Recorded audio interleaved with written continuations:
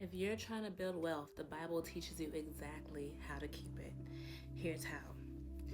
Let's first look at chapter 13 of Proverbs, where it says, "There is that maketh himself rich, yet hath nothing. There is that maketh himself poor, yet hath great riches."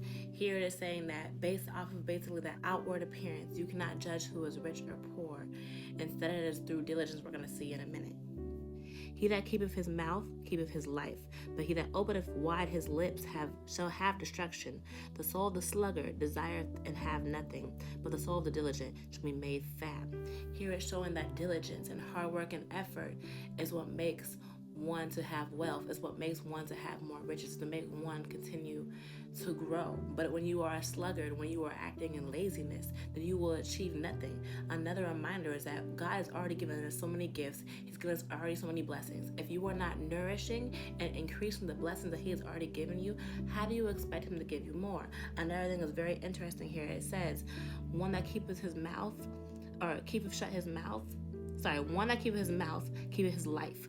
A lot of times we are getting ourselves into unnecessary arguments, unnecessary contention, unnecessary problems with people because of our pride. We are stuck in vanity and outward appearance or outward things and wanting to keep our pride more than actually have knowledge. God is giving us knowledge, and also with knowledge, God is giving us understanding if we seek it. But at the end of the day, we have to know when to keep our mouth shut and when to open our mouths. It's not always meant to have an argument. We have saw many people lose their lives just because of pride, just because of wanting to be the bigger person. And here we see earlier, as it says, not everything is what you see. Just because someone looks a certain part doesn't mean that they have riches. Just because someone looks less doesn't mean that they don't have riches. We have to act according to wisdom, not act according to vanity, as it says here going into that.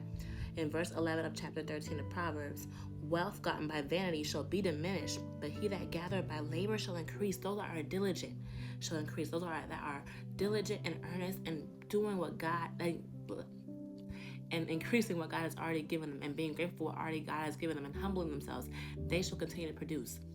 But the sluggards, those that are in vanity, riches that are gained by vanity shall not last forever. They shall eventually diminish. Their pride will cause them to fall. But those that are humble, those that are diligent, those that are keeping what God has given them and increasing it and showing that they can be given more because they are diligent and they are humble, those God will bless. I believe this is very important for many of us to remember that at the end of the day, we have to be humble. We have to increase what God has given us. We have to be grateful for what He has given us. And we have to be earnest and following His direction. I love you guys, but Jesus loves you so much more. Have a blessed day.